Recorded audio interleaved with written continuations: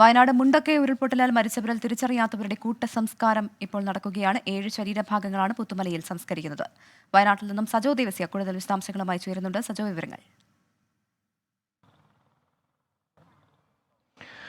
പ്രവിത, ഇന്നത്തെ സംസ്കാര ചടങ്ങുകൾ പുത്തുമലയിലെ പ്രത്യേകമായി ഒരുക്കിയ ശ്മശാനത്തിൽ പൂർത്തീകരിച്ചിട്ടുണ്ട്. ഇന്ന് 6 ശരീരഭാഗങ്ങളും ഒരു മൃതദേഹവുമാണ് അടക്കം ചെയ്തത്. ഇതോടുകൂടി ഈ ശ്മശാനത്തിൽ, അതായത് പുത്തുമലയിൽ HML എസ്റ്റേറ്റിന്റെ കയ്യിൽ നിന്ന് ഏറ്റെടുത്ത ഭൂമിയിൽ, ഏതാണ്ട് 1 ഏക്കറിലധികം വരുന്ന ഭൂമിയിലാണ് പൊതു ശ്മശാനം ഒരുക്കിയത്.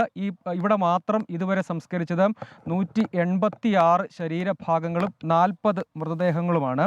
അത് ഇനിയും അവശേഷിക്കുന്ന ശരീരഭാഗങ്ങൾ കൂടിയുണ്ട്. അവയെല്ലാം സംസ്കരിക്കണം. സംസ്കാര ചടങ്ങുകൾ സാധാരണഗതിയിൽ തന്നെ ഇത് 5-ാം ദിനമാണ്. 5-ാം ദിനവും പതിവ് പോലെ തന്നെയാണ് ചടങ്ങുകളെല്ലാം നടത്തിയത്. ആദ്യം സർവ്വമത പ്രാർത്ഥനയും പോലീസിന്റെ ഗാർഡ് ഓഫ് ഓണറും സർക്കാരിന്റെ ബഹുമതിയും നാട്ടുകാരുടെയും ജനപ്രതിനിധികളുടെയും ഒക്കെ അന്തിമോപചാരവും അടക്കമുള്ള ചടങ്ങുകൾ ഉൾപ്പെടുത്തി തന്നെയാണ് ഇന്നും സംസ്കാര ചടങ്ങുകൾ നടന്നത്. കൂട്ടസംസ്കാരം എന്ന് തന്നെ പറയേണ്ടി വരും. ഈയിടങ്ങളിൽ ഇനിയും അവശേഷിക്കുന്ന ശരീരഭാഗങ്ങൾ ഉണ്ട്. ഡീകമ്പോസ്റ്റ് അവസ്ഥയിലുള്ളവയെല്ലാം തന്നെ സംസ്കരിക്കുക എന്നതാണ് തീരുമാനം. ഇനിയിപ്പോൾ ഇക്കാര്യത്തിൽ തിരിച്ചറിയാനുള്ള സാധ്യതയെല്ലാം പരിമിതമാണ്. ലഭ്യമാകുന്ന കിട്ടുന്ന ശരീരഭാഗങ്ങളെല്ലാം വരും ദിവസങ്ങളിലും സംസ്കരിക്കും. അതിനുവേണ്ടിയുള്ള പ്രത്യേക ക്രമീകരണങ്ങൾ കൂടി ഒരുക്കിയിട്ടുണ്ട്.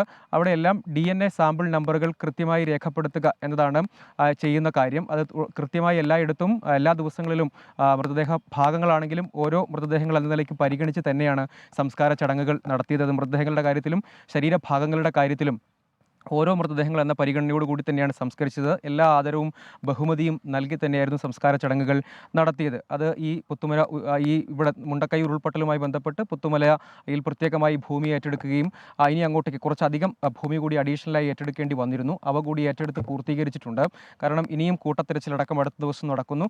ശരീരഭാഗങ്ങൾ ഉൾപ്പെടെ ലഭ്യമാവുകയാണെങ്കിൽ ഏറ്റവും ആദരപൂർവ്വം സംസ്കാര ചടങ്ങുകൾ ഒരുക്കുക എന്നത് തന്നെയാണ് തീരുമാനമായിട്ടുള്ളത്. മറ്റൊന്ന് തിരിച്ചറിയൽ സാധ്യതയാണ്. അത് ഇതിനകം ചില ഉറ്റവരടക്കം, ബന്ധുക്കളടക്കം, അതായത് കാണാതായവരുടെ ബന്ധുക്കളടക്കം തിരിച്ചറിയപ്പെടാതെ പോയവരാണ് ഇവർ. മേൽവിലാസം ഉണ്ടായിരുന്നവരാണ്. പലരും DNA സാമ്പിൾ ഒത്തുനോക്കുന്നതിന് വേണ്ടിയുള്ള പരിശോധനയ്ക്ക് വേണ്ടി രംഗത്ത് വന്നിട്ടുണ്ട്. അത്തരം താരതമ്യ പഠനങ്ങൾ നടത്തുന്നുണ്ട്. അതിലേതെങ്കിലും ഒത്തുവരികയാണെങ്കിൽ ആ നമ്പർ അവർക്ക് തിരിച്ചറിയാൻ കഴിയും. അതായത് കൃത്യമായി ഇവിടെ നമ്പറുകൾ കുഴിമാടത്തിൽ സ്ഥാപിച്ചിട്ടുള്ള കല്ലിൽ രേഖപ്പെടുത്തുന്നുണ്ട്. അപ്പോൾ ഒരു പ്ലാസ്റ്റിക് ബോട്ടിൽ അടക്കം ചെയ്യുക കൂടി ചെയ്യുന്നുണ്ട്. അതായത് തിരിച്ചറിയൽ സാധ്യത യഥാർത്ഥത്തിൽ അവശേഷിക്കുന്നുണ്ട്. ഇനി എന്തെങ്കിലും ഉറ്റവർ തേടി വരികയും അവരുടെ DNA സാമ്പിൾ അതുമായി ഒത്തുവരികയും ചെയ്താൽ അവർക്ക് തിരിച്ചറിയൽ സാധ്യത അപ്പോഴും അവശേഷിക്കുന്നുണ്ട് എന്നുള്ളതാണ്.